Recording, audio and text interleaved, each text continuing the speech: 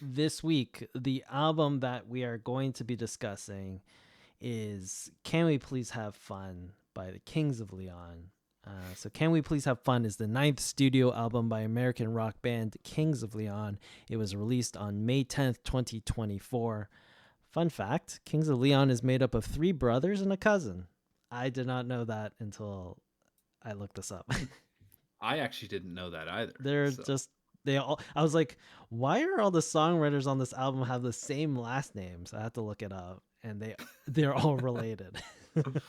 uh, uh yes, they have released a brand new album. It came out last week, I think, 10 days ago from yes, this it did. podcast. That is correct. But anyways, brand new album. Eric, your thoughts on Can We Please Have Fun by Kings of Leon? I mean, I really love Kings of Leon. Like, I've seen them live a couple times. My favorite album still to this day is Only by the Night, and I don't think I've heard anything to top that. Maybe Walls, which just came out in 2016. Before you This continue, like yes, question. So, do you actually listen to every single Kings of Leon album that comes out at least once? I do. Oh, Yes, okay. All right, continue. I do. I like early Kings of Leon is amazing. Is like it kind of has this like almost like punky feel, but with like this alternative like grunginess to them. Um, but the album that came up before this, I wasn't a big fan of, and I think it was When You See Yourself. And this one, it was just kind of just a meh kind of album for me, to be honest. I thought it was very well produced. Mm. Um, the positives. I thought that the later part of the album was a lot better than the first half of the album. Okay. So you disagree with Mm. me? I'll get into it, but Okay. any other positives for this album? The one song that I really liked is "Don't Stop the Bleeding." That's probably one of my favorite songs on the album. Mm. Okay. But I just felt the first half of the album was very like it just sounded the same. It sounded the exact same. The melodies sounded the same. And then it kind of just it started changing with Mustang, kind of changed it a bit, and then it went back to the first few songs, and then it changed. So, Oh, interesting. mhm. Okay. Well, okay. So this is where I'm coming from. I think I mentioned this last week, but I always thought Kings of Leon is a second-rate Pearl Jam. That's sort of what I've always thought of this band. So I've never, in full honesty, I've never given them a chance. Mhm, Going into this album, this is sort of what I expected from this band. Uh, it's mhm, it's not a very exciting record. I wasn't really uh nothing really stood out to me in terms of like a great song or like just an overall great album. To be honest, it was sort of a struggle trying to get through this to the point where the first time I was never able to fully listen to this from front to back in one sitting. mhm, By the time I got to like the second or third last track, I just looked at my phone as like, is this done yet? Like I actually had to like I had to stop and be like, I can't do mhm, this. I need to come back to this later. And I think that's my whole experience with this album as I continue like trying to listen to this thing. By the time I got to like track 10 or 9 or 11, I was just like, mhm. is this done? Can we get on with like the next thing? I like, Can we please have fun? yeah, can we please have fun? Exactly. Um, I think the record sounds great. I think the songs like are beautifully recorded. The guitars sound great, the drums sound great, the vocals sound great. Um, but the songwriting I feel like isn't there. Because like I don't know, nothing was that interesting. I think my favorite song on this album is Mustang because it has such a catchy chorus, but it's Mhm, the only song that really stood out for me on this record. mhm. It it's definitely not. I feel like they've lost their uh creativity. Mm. Um because they like that album. One Hot Night, or what did I say it was? Don't Stop the Hang on a Bleeding. sec.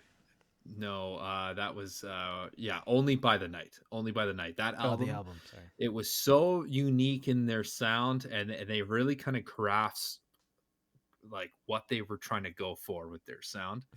Hmm. And then a couple albums later came out, and they still kind of went with that sound, and then it kind of slowly started to go downhill. Yes, you can use the excuses like, oh well, the band's maturing and stuff like this. However, it just doesn't have that same gusto as those previous albums, because there's a song on Only by the Night, and I'm going to use this as an example. It's Cold Desert. It's a very slow, like very sad song. Hmm. And the story is when they recorded this song, the singer got absolutely trashed, absolutely hammered, and he sang the song, and they recorded it live Oh wow. off the track, and then they ended up the next day he was like completely hungover, and I guess their producers like, you got to listen to this take, this is like Mm. unreal. And it just added this, like, because obviously the song's about like somebody personal to him, Hmm. um and it was like he lost this person, so it was almost like he got to that state of drunkenness where he was like actually feeling his full emotions about what Hmm. it was like, and you could feel it in the song. Whereas like those songs don't exist anymore in newer Kings of Leon, which I really, I understand how you said it was hard to listen to, because I felt the same thing. I felt it was very like, it was it was kind of boring to me. Hmm. It wasn't really like exciting. Even the hit single on the album Mustang, I wasn't really impressed with it. Mm. Yeah, yeah. No, like if this is the problem with trying to make a modern rock album, because the genre itself is so old, and in terms of like what the sound is, it's been done so many times already. It's hard to really make something that sounds unique and exciting, because like even if you look at a band like Foo Fighters, right? Like Mhm.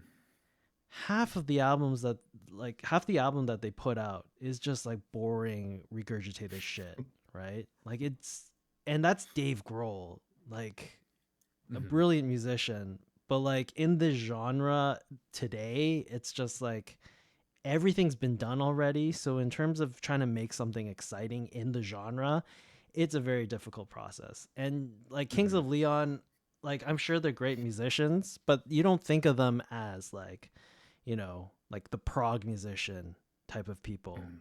where they have like an insane vocal range, or like just a shredding guitar, or like intricate arrangements and time signatures and key changes and stuff like that, right? It's very Mhm. much just like garage rock type of band, which, there's 1,000 bands that do that, Mhm. and they're all using the same four chords. So like Mhm. I get it, it's a bit difficult to make it unique sounding, but then you put out a record like this and I'm like, whatever. I've heard this a million times before. Yeah, and to further that point, I was just disappointed in the fact that it's been so many years since their last album.